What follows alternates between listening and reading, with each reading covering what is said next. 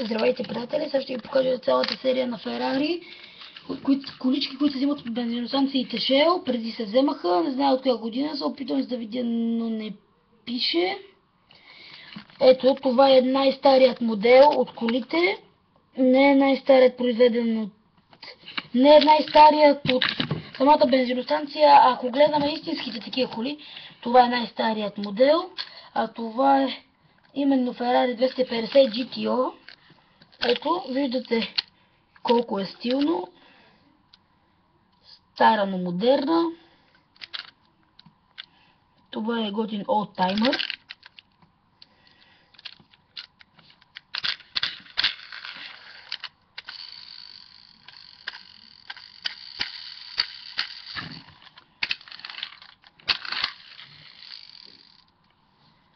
Ето, това е колата. Ето я. Ето, това е тя. Това е най-старата от всичките Ферарита. Сега ще ви покажа следващият модел.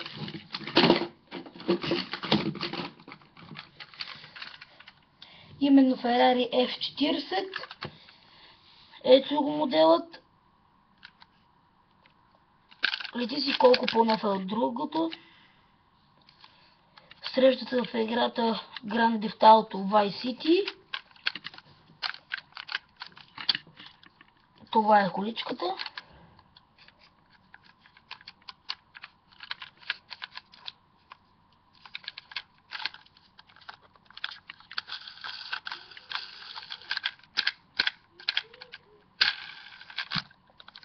Ето.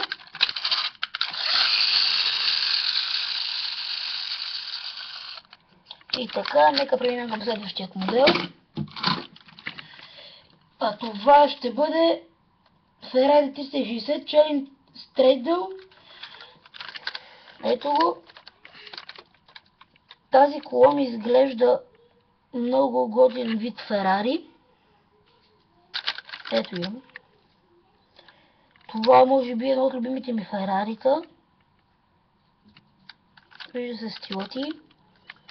Ето.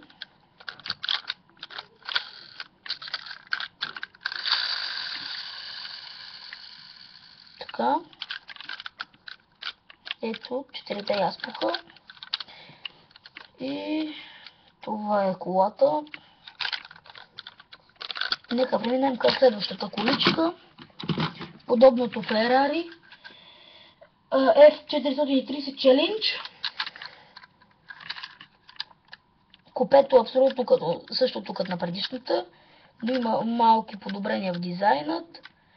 Джантите са абсолютно същите. Ето тук има емблемата на Shell. Това се разбира, че там е била давана колата, когато се презареди и се купувала на по-евтина цена. Ето я.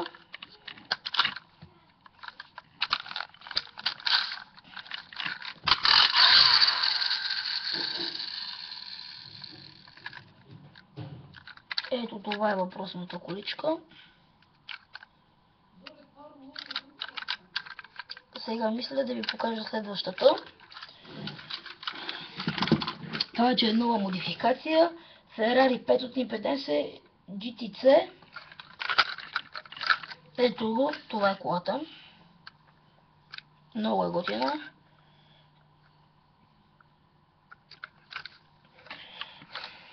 Изглежда много бърза. Виждате колко е прилепнала към гумите си. Може би има много лек дизайн. Ето кончето, което е лого на Ferrari.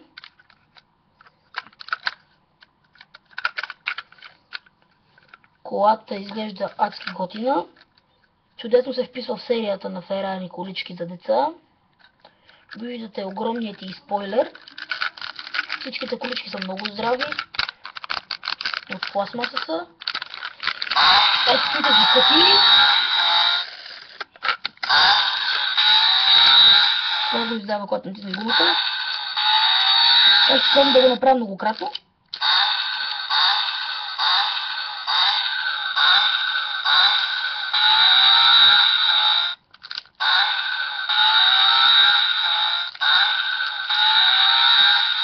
Ето го. Това е моделът.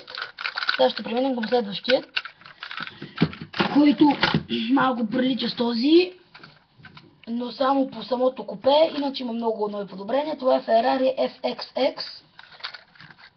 Ето въпросният модел.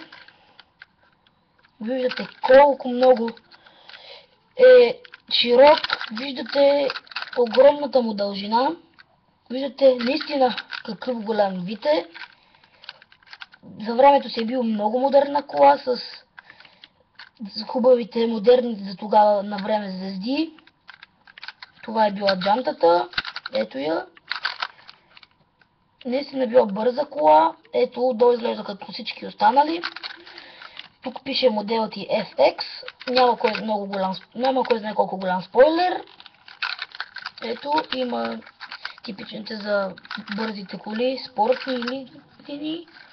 Ето и преминаваме към следващото Ферари. Това е черната Ферари. Ферари 599 GTB Fiorano. Ето е колата. Това е това. Ето това е кола. Толкова много класа в един автомобил. Рядко се вижда. Ето. Това е колата. Ето я. Изглежда както останалите Ферарита. Сега ще ви покажа следващата, която абсолютно прилича на тази.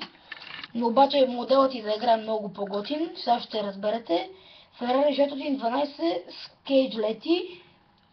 Ето я. Виждате, че до суш прилича на предишната, но обаче е сив цвят. Ето. Това са любимите ми фарове. Отново има 4 ауспуха. Така. Това е по-готиното, че когато на тази количка се пусне, ето виждате, че самите гуми се местят. Тук отдолу има клавиатура. И където и да се цъкне, после когато да сили колата, тя да ви в тези посоки. Този модел ми е един от любим за игра. Ето, точно заради това, защото колата, когато се пусне, може да завива. Не е по произволните страни, а завива навсякъде. Така. И сега, нека да ви покажа последната кола, което е от 2005, именно Ferrari F, създадено за Формула 1. Ето го.